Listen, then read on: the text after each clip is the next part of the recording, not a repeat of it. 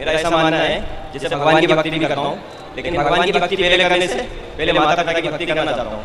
अच्छा, तो मुझे ये बताएं कि क्या जरूरी है। और यहाँ सभी दुखी हैं।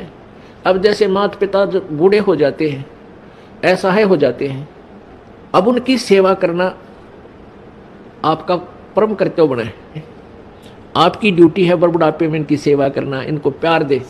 बूढ़ा आदमी प्यार का भूखा होता है। प्यार तो बोल पड़े बस, उसने वो भूखा भी रह जाएगा। उसको पता है कि तेरी सटेज ऐसी होगी, जो मिल जाए वो खा ले, चुप करके नखरे मत करे। और नहीं करते हैं, जो समझदार होते हैं, तो उनको प्यार से ही बोल पड़ो, इतना ही काफ़ी होता है।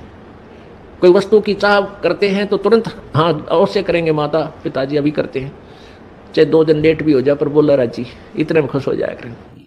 सत्संग से जानकारी होती है कि मनुष्य जीवन किस लिए मिला था। जब तक हम संतों के विचार नहीं सुनते, सदग्रंथ नहीं पढ़ते और सत्संग नहीं सुनते, तब तक हम जो क्रिया कर रहे होते हैं उसी को अपना सब कुछ मानकर जुटे हुए होते हैं, समर्पित होते हैं उन कार्यों पर। और जिस कुटुंब में, जिस परिवार में आप रह रहे हो, उसको अपना मान रहे हो, ये तो आपको बहुत मिल जाएंगे। हमारे कुत्ते के जीवन में हम जन्म लेंगे भक्ति ना करके, तो वहाँ भी माता पिता मिलेंगे। कौवे बनेंगे, वहाँ भी माता पिता मिल जाएंगे। संतान मिल जाएगी। गधे बनेंगे, वहाँ भी माता पिता मिल जाएंगे। लेकिन ये वस्तु जो आपको मिली है, या फिर मिलन की ना।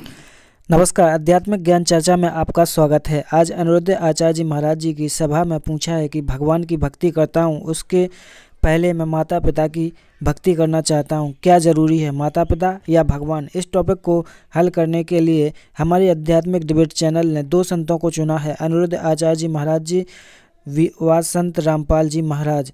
तो आइए आध्यात्मिक ज्ञान चर्चा को आगे बढ़ाते हैं और जानते हैं सबसे पहले अनिरुद्ध आचार्य जी महाराज जी के विचार। जी राधे राधे। राधे राधे। पहली बार आपके दर्शन करने आया हूँ। कहाँ से? ये भोपाल से आया हूँ। अच्छा, राजधानी से।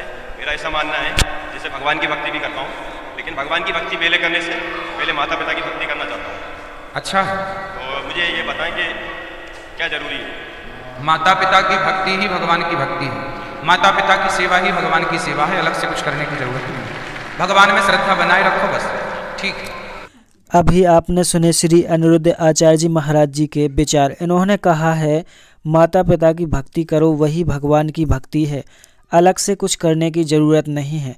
वहीं एक तरफ जगत गुरु तत्वदर्शी संत रामपाल जी महाराज अपने सत्संग प्रवचनों में बताते हैं कि माता पिता मिल जाएंगे 184 माही, सतगुरु सेवा और बंदगी ये फिर मिलन की नाही। माता पिता तो 84 लाख योनियों में गधे, कुत्ते, सुअर, बंदर आदि के शरीर में भी मिल जाते हैं और मनुष्य से ज़्यादा मोह ममता होती है, लेकिन सतगुरु नहीं मिलता जिससे पूर्ण मोक्ष होता है। मनुष्य जीवन का मूल्य उद्देश्य मोक्ष करवाना है, जिसके लिए हम असंख्य जन्मों से भटक रहे हैं। इसलिए पूर्ण गुरु की खोज करो और उसकी शरण में जाकर अपना कल्याण करवाओ।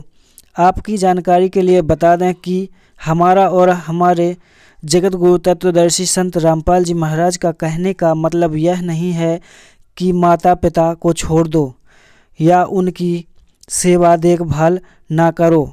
माता पिता की सेवा करो, उनका कहना मानो, उनकी आत्मा मत दुखाओ, उनकी ज़रूरतें पूरी करो और अपने माता पिता को सतभक्ति साधना से जोड़ो। खुद सतभक्ति करो जो शास्त्रों से प्रमाणित है।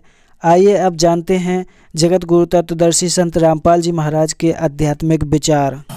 मात पिता मिल जाएंगे 184 माह, ये सतगुरु सेवा और बंदगी भाई फिर मिलन की ना। कितना महत्व दिया है सतगुरु की सेवा, यानी सतगुरु के शरण में आने से, उनके द्वारा बताई गई भक्ति विधि, वो पूजा सेवा करने से कितना लाभ होता है। बंदगी उनके बताए अनुसार सब साधनाएं करनी, ये बड़ी मुश्किल से मिलती है।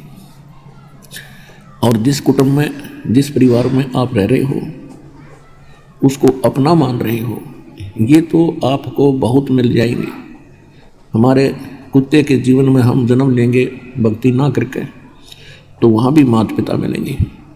कौवे बनेंगे, वहाँ भी माता पिता मिल जाएंगे, संतान मिल जाएगी, गधे बनेंगे वहाँ भी माता पिता मिल जाएंगे।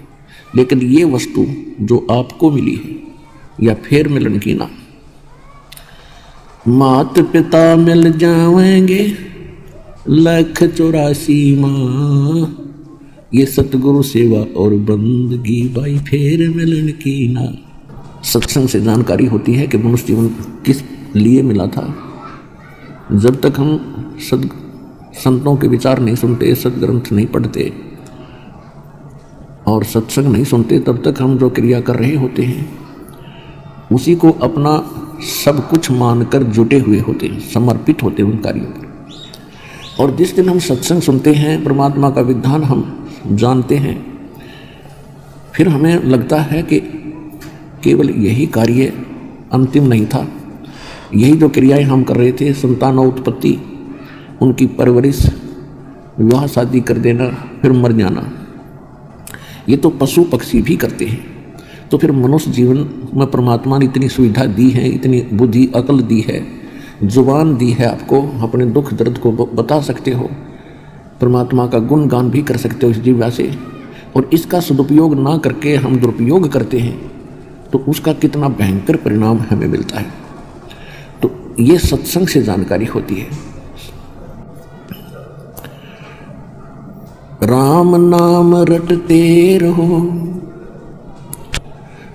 जब तक घट में प्राण, कबू तो दीन दयाल के भनक पड़ेगी कान। मानुष जन्म पाय कर जो नहीं रटे हरि नाम, जैसे कुआ जल बिना फिर बनवाया किस काम। राम रटत निर्धन भलो टूटी घर की छान, वो सुंदर महल किस काम के जा भक्ति नहीं भगवान। कबीर राम रटत कोड़ी भलो टूटी चू चू पड़े जो चाम, वो सुंदर शरीर किस काम का जा मुख नहीं नाम।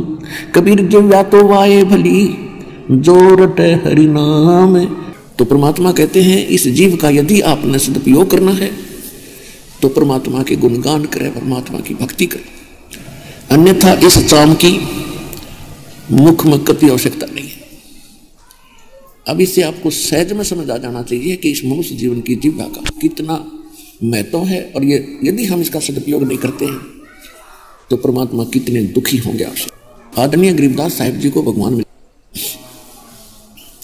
और यह सत्संग समारोह उसी शुभ दिन के उपलक्ष्य में चल रहा है कि सन 1727 में, संवत 1784 में परमात्मा कबीर जी यानी असंख्य ब्रह्मांड के स्वामी, सारी सृष्टि के रचनहार, सबके पालनहार, सतलोक से चलकर इस धरती पर आए थे और गांव छुड़ानी जिला जद्दर हरियाणा के खेतों में गरीबदास जी गऊ चरा रहे थे। 10 वर्ष के बालक थे, वहाँ उनको मिले थे।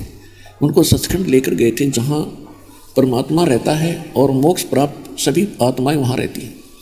वहाँ की कैसी सृष्टि है, वहाँ कितना सुख है, और फिर वहाँ से हम यहाँ कैसे फंसे और वहाँ वापस कैसे जाया जाएगा, ये सारा विधान, सब प्रक्रिया परमेश्वर ने उस प्यारी आत्मा गरीबदास जी को बताई और समझाई।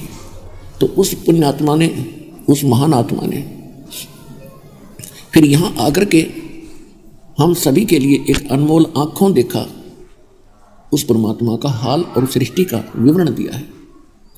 और जो भक्ति नहीं करते उनको कितने कष्ट होंगे, और जो करते भक्ति करते हैं और शास्त्र विरुद्ध करते हैं, सत्य भक्ति नहीं करते, तो वो भी अपना जीवन नाश कर रहे हैं। तो यहाँ कहते हैं, गरीबदास जी कहते, तुमने उस दरगाह का मैल नहीं देखा और धर्मराज के तिल तिल का लिखा। गरीबदास जी कहते, तुमने वो स्थान देखा नहीं, इसलिए गफलत भारी है तुम्हारे को। और वहाँ हमने देखा है कि धर्मराज के अकाउंट में एक एक तिल तिल का, यानी आप सोच भी बुरी करते हो और सोच अच्छी करते हो, ये भी दोनों लिखी जाती है। और क्रियावंत करते हो, उनका तो कहना ही क्या है। टिट्टी के पैर का खुड़का नहीं, शोर नहीं, और उसका पायल बना दे, वो क्या होगी, यानी नॉइसलेस। और अगर उसकी भी थोड़ी बहुत भी आवाज़ हो जाए मालिक उसको भी सुनता है। तो कहने का भाव ये है कि आप भगवान से डरना भूल गए। क्यों भूल गए? क्योंकि जो भक्ति कर रहे हैं उनको लाभ नहीं हो रहा। और दूसरा ये हो गया कि परमात्मा ने ये एक समय सेलेक्ट किया है हमारे मोक्ष के लिए, और इसमें ये सुविधाएं परमात्मा ने देनी है, जैसे डॉक्टरी इलाज, ऐसी मेडिसिन बनवा दी। पहले सिर में दर्द हो जाया करता, हमने देखा बूढ़े 3-3 दिन सिर का कपड़ा बांध देने पड़े रहा करते, हाय मर गया हाय मर गया, ये बाठने की गोली खा ले 5 मिनट में ठीक। तो भक्ति करें तो ये इसलिए देना पड़ा दाता ने कि ये भक्ति कर लेंगे, समय थोड़ा है, न सिर बांधे पड़े रहेंगे। और फिर समय पर सारी सुविधा दे दी, एजुकेशन दी, ऐसा व्यवस्था बना दी, अपना खेती करो बढ़िया, नीचे ज़मीन से जल निकालने की कैसी सुविधा, ट्यूबवेल, सारे सिस्टम दिए। इसलिए दिया कि ये थोड़े पहले हमने देखा इस दास का जन्म एक किसान जाट परिवार में हुआ, और एक खेती को करने में कितनी भरसक प्रयत्न पूरा परिवार लगा रहता था। गेहूँ निकालने में 1 महीना लग जाता था, 2-1.5 महीना, उसमें घसीटे जाते हैं, उसके एक किसी झाड़ का छड़ा काट के और बैलों के पीछे बांध के घुमाए जाते, 1 महीने में जाकर तूड़ा बनता, गेहूँ अलग होते। और अब वो समय कितना सुविधा दे दी, इसलिए दे दी कि भक्ति करिए, बकवाद ना करिए, इस समय को सदुपयोग करो। और हम सारी बकवादों शुरू कर दिए, निकाल कर फटाफट गेहूँ फिर कहाँ जाते, घुट्टी लावेंगे, ब्याह शादी में बकवाद करेंगे या राजनीति के गीत गावेंगे। तो ये इसलिए नहीं दिया था, ये इसलिए दिया है कि इस ज्ञान को समझो, मनुष्य जीवन के उद्देश्य को से परिचित हो और फिर इसका सदुपयोग करो। और जब तक हम संसारिक परंपराओं से हटेंगे नहीं तो हम भक्ति नहीं कर सकते, परमात्मा प्राप्ति नहीं कर सकते। तो परमात्मा क्या बताते हैं, जिव्या तो वाहे भली जो रटे हरि नाम, नहीं तो काट के फेंक दियो ये मुख में भलो न जान। अब क्या बताते हैं परमात्मा, गरीबदास जी बता रहे हैं भगवान से प्राप्त उस यथार्थ ज्ञान को कि साहिब से चतला ले रे मन गर्भ गुमानी। साहिब माने भगवान से, चित्त माने अपना ध्यान इधर को कर ले, ए मूर्ख मनुआ। और फिर परमात्मा की महिमा और उसकी रहमत आपके ऊपर याद दिलाते हैं कि नाभि कमल में नीर जमा तेरा दीन मैल बना, और नीचे जठरा अग्नि जलती तेरा लगी न ताती बाह। बाय माने वायु, जड़। कहते हैं 9-10 मास गर्भ में रखा और वहां तेरी करी सहाय। दांत नहीं जब दूध दिया था, ऐसा अमी महार सिखाए। और बाहर आया भरम भुलाया और बाजे तूर सुनाए। और तो ही दाई आई घुटी प्याई माता गोद खिलाया। और तू ही तो छोड़ दिया इब चला अधम किस राह। अपने आत्मा हमारी आदत खराब है इस मन की, हमारे ऊपर आपत्ति आती है तो हम भगवान याद करते हैं, और जब थोड़ी सी राहत हो जाती है तो हम बकवाद याद करते हैं। हम 9 महीने माँ के पेट में इतने दुखी होते हैं कि सारी उम्र एक व्यक्ति कुष्ठ रोग से पीड़ित होकर मरे, जो उसको कष्ट हो 50-60 वर्ष में, इतना 9 महीने में इस प्राणी को माँ के गर्भ में कष्ट होता है। विचारने की विषय है कि किसी व्यक्ति को एक बोरी में बांध के और उल्टा लटका दे, पैर सर नीचे न पैर ऊपर न बांध दे किसी वृक्ष के, तो क्या हालत होगा उसका। कोशिश होगी तब बोरी ने पाट दे, दलते मार मार कर डकलू फट दे। तो इसी प्रकार हम ऐसी स्थिति में ना पैर सीधे होते और वहाँ रहे हैं। और अब क्या चाहते हैं, लंबी चौड़ी कोठी हो, 5-5 4-4 कमरे हों, और फिर कितने दिन रहेगा इसमें, फिर उसको छड़ीमाना पड़ेगा जब भक्ति ना करी। तो वहाँ माँ के गर्भ में परमात्मा कहते हैं एक माल्य की याद था तेरे, वहाँ ना भाई था ना बहन थी, ना माँ था ना बाप थे, और न ही स्त्री थी ना बच्चे थे, वहाँ केवल मालिक था। और जब यहाँ से तेरा गमन होगा, चलना होगा, तभी अकेला ही होगा। तो 2 तेरा पहले भी साथी था, और माँ के पेट में से बाहर आने से पहले, माँ बाहर आते ही माँ के स्तन में दूध दे दिया, क्योंकि तेरे दांत नहीं थे। जो परमात्मा पहले से आपका इतना केयर टेक कर रहा है, इतना आपका ध्यान रख रहा है, क्या आज वो भूलेगा आपको? हम भगवान को भूल के अपनी चतुरता से केवल बकवाद तो कर सकते हैं, कर्म बिगाड़ सकते हैं, हम कर्म बना नहीं सकते। कर्म तभी बनेंगे जब हमें भगवान याद रहेगा, तो वो सत्संग में याद दिला जाता है। इसलिए सत्संग बहुत जरूरी है प्राणी को सुनना। अब क्या बताते हैं परमात्मा, कि तू ही तो छोड़ दिया। जब दुखी होता परमात्मा याद आता है, सुख होते ही बकवाद भाती है। तो क्या कहते हैं कि तू तब तो मालिक ने याद करे था, हे भगवान, हे परमात्मा, तेरे बिना मेरा कोई नहीं, तू ही है, सब कुछ तू है। एक बार मुझे इस नरक से निकाल दाता, तेरी याद घनी करूँगा और अपना रोजगार के लिए भी करूँगा, लेकिन दाता सारा समय आपको याद करूँगा, क्योंकि उस समय इसको पिछले सभी जन्म याद आते हैं कि मैंने कितने जीवन खो दिए बिना भक्ति के। और बाहर आते ही इन तीनों गुणों का, त्रिगुणमयी माया का ऐसा दुष्प्रभाव पड़ता है, ये सब कुछ भूल जाता है। ये काल का भयंकर जाल है और इस जाल को सुलझाने के लिए समर्थ आते हैं और उन वही आकर के फिर ऐसा ज्ञान देते हैं, ऐसी जड़ी देते हैं, ऐसे मंत्र देते हैं जो उस मूर्छा को ठीक करते हैं जो त्रिगुणमयी माया के द्वारा हमारे ऊपर छा गई है। कबीर ये माया अटपटी, सब गट आने अड़ी, किस किस को समझाऊं या कुएं भांग पड़ी। 21 ब्रह्मांड के इस कुएं में इस काल ने त्रिगुणमयी माया की भांग डाल रखी है। अब इसका सबका नशा है, एक जैसी भाषा, एक जैसे विचार, एक जैसे क्रम। अब जैसे शराब के ठेके से गुट्टी ला के तो 100 आदमी आ रहे हो रास्ते में, सबकी एक जैसी भाषा, एक जैसी गतिविधि, एक जैसी चाल होगी, तो उनका वसे नहीं, क्योंकि वो तो सारे गुट्टी एक जैसी ला रहे हैं। तो इस काल के भांग ने सब पिए बैठे, ब्रह्मा विष्णु महेश से लेकर और एक रंग तक। अब सबकी भांग तारणी दाता ने, क्योंकि बच्चे उसके, इसने तो भांग प्या का अपना उल्लू सीधा करना है इनसे। इनकी क्या क्या विरान माटी हो रही है, कोई कुत्ता बना है, कोई गधा बना है, कोई सूर बना, किसी की टांग कट गई, किसी को कैंसर है, किसी का कुछ हालत हो रही है, किसी का बेटा मर गया, किसी की बेटी मर रही है, हाहाकार मची। और बाकी शेष ये सोचे हमारे कुछ नहीं हो रहा, तो ना जाने कब बिजली गिर जाएगी। जो आज ये सोच रहे हमारा हम ठीक हैं, इसे गंदे लोग हम अपने आप को कुशल समझ रहे। तो क्या बता रहे हैं कि तू ही तो छोड़ दिया, चला अधम किस राह।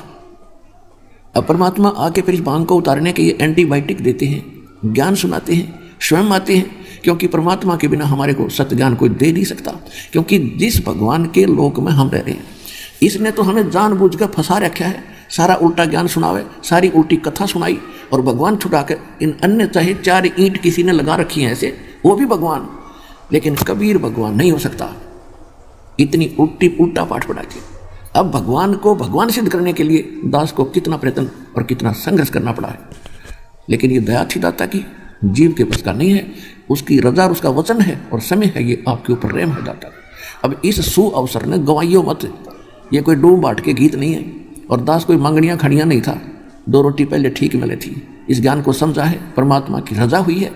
जैसा मुझे मालूम हुआ कि मैं भी दुखी था, भगवान के लिए भटक रहा था, इसी तरह ये सभी उसके बच्चे भटक रहे हैं और जन जन तक इस ज्ञान को पहुँचाऊँ और आप भी सहयोग दो अपने बहन भाइयों के, इस ज्ञान को पहुँचाने में विश्व का उद्धार हो जाएगा, सभी सुखी हो सकते हैं इसी तरीके से।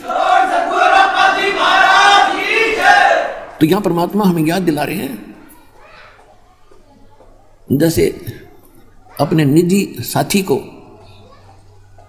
कोई कहता है ना कि कोई प्रॉमिस करके और भूल जा, तो उसको कहते हैं अच्छा भूल गया उन बातों को, देख उस दिन क्या कह रहा था तू।